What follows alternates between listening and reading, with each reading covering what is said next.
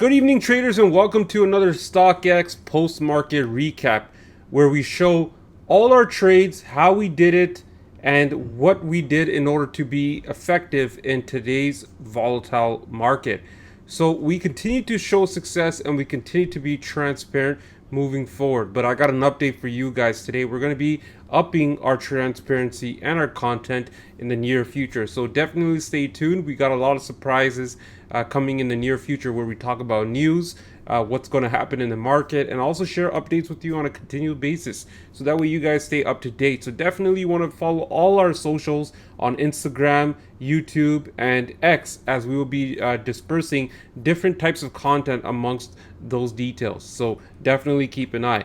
Now in this post-market recap, we are very transparent with all our trades, and we want to make sure that we contribute towards their success. So we'll be going over how we did these trades, why we did these trades using our STX option pricing model, and also go into detail on where we see the market going forward, because the STX model isn't a great model if it's not providing any sort of prediction whatsoever. So let's go straight into it. Now, one thing about the STX option pricing model that it allows us to establish daily and weekly ranges. This is very important to our success moving forward. So before I get into all of that, I just want to highlight a couple of things.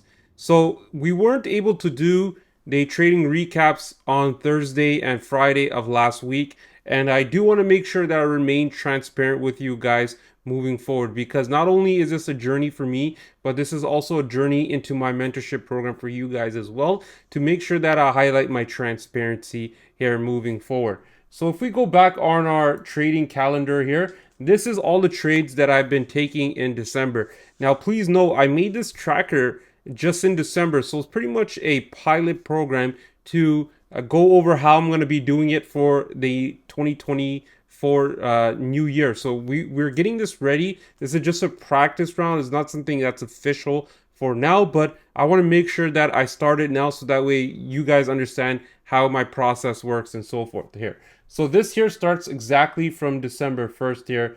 Now, what you can see here that I really want to highlight the last 2 days.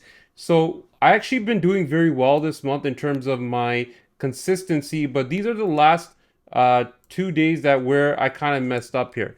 So I told my team exactly that Broadcom was doing very well on earnings, and they're doing very well. So the stock actually didn't move the day of, but it managed to pick up a lot later, and we did get calls on that, moving forward. But I did oversize that play a little bit, and we did struggle on it. But this is not something that's new to me. I actually know well beyond what my risk is and how I feel comfortable with it, right? So these are the 2 days where I started to take excessive amounts of risk, and that's why you see my tracker a little bit red here. But other things I didn't do well last week here is I sold this UPST when it was actually a good trade. I was planning to hold on to it, but I didn't want to hold too many plays.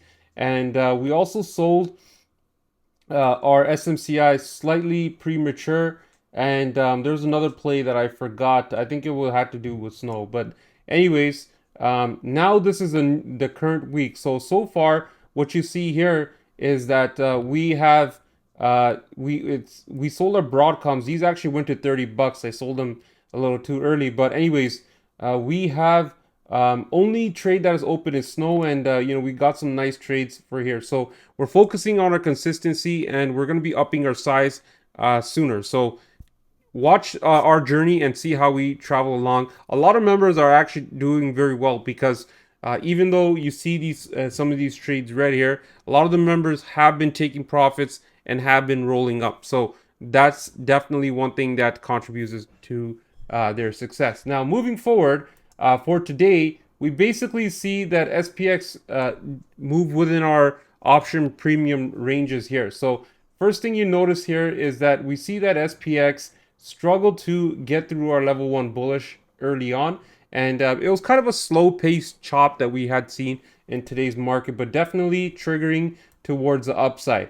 So once it broke through here, the confirmation was not made here overall. Now, one thing that I want to highlight here in terms of our plays. So as you guys seen in my tracker here, our the key winners that we had for today had to do with SMCI, which we had 1500%. We also have Broadcom, but that was an overnight swing, which was 100%, and that went to over 1000% if we had held.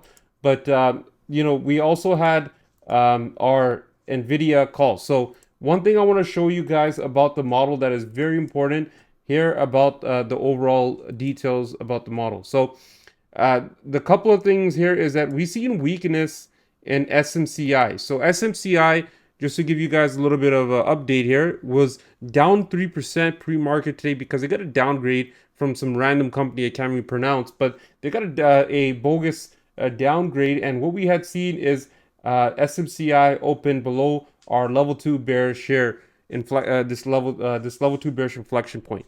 Now, for those that are new, every inflection point that you see here, level 1 bullish, level 2, level 3, and so forth, has a specific meaning to it. Okay, and if you guys want to know what each meaning is, definitely check our free Discord out where we share exactly where what each detail means. So if you go in the STX model, it describes it in great detail. So today we're going to be specifically talking about the level 2 bullish or bearish level. So level 2 bullish or bearish basically confirms the trend here. Okay, so that means if a stock hits this specific level, that it's likely to continue towards that path toward the downside. So it's an inflection point, meaning that it's likely going to see a reversal or some sort of resistance at that specific point. But you want to make sure that if you do trade the reversal, that you trade it fast, because the window is very short for you to take your profits. So basically what I'm trying to say here is what you see here on SMCI. We've seen SMCI hit below 259. So if you go back over here on SMCI on our daily chart here, you'll see that 259 is over here. So it hit this level 2 bearish here. Now I gave it a little bit of time for SMCI to recover here before it got in the calls, but we got in the calls around here and we decided to sell it at level 1 bearish. Okay, so level 1 bearish, another inflection point, this poses as a resistance. Now this was a perfect exit because we knew that the trend was confirmed towards the downside at this point when it broke through that level, and we had got out of our reversal trade right at this specific point. And as you can see over here, the stock continued to move lower, and because it's trending lower, meaning that it's going to continue focusing more towards the downside. So it's like a magnet that is pulling you directly in. So that's what level 2 is for the day. We see that the stock hit that specific point, and that's what option trading is all about. Knowing where the trend setting and so forth. So it hit that specific level. Now NVIDIA, same thing over here. Now the only difference here is that NVIDIA was basically the level 2 bearish. Level 2 bearish is right over here, 464. So it got slightly below that, but it managed to recover. So what we did here actually is we got calls again at around this point over here, right? So we got in at that point, and don't remember the price I got it at, but let's see over here. So we got those NVIDIA calls basically at 2.6, right? So we got it at 2.6, and my plan was to sell it at this point over here. It actually went up 50% when it rallied up to that point, but I didn't sell it. Now the reason why I didn't sell it is because there actually came news that some sort of senator or something like that said that NVIDIA should be able to sell. Some Secretary of Commerce, I think, said that NVIDIA should be able to sell their chips to China. Okay, so it got a little bit of a pump, but if I had stuck to my plan here, I would have taken that 50% profits, wash my hands, and model works perfect. But instead, I held it a little long here. I dropped here. I seen that one candle pop, and boom, I was out. I took my small gain there, and then didn't look back. Okay, so this is an example of how our trading model can work to your benefit. These are not just routine levels, they have a meaning towards them. So I'll be discussing more of these levels in more content moving forward. But definitely, if you guys are looking to join and learn about this process, please DM me. We have free trials because we're so confident in our system that we give everyone the opportunity to try our model for yourself. 5 trading days. This does not include weekends.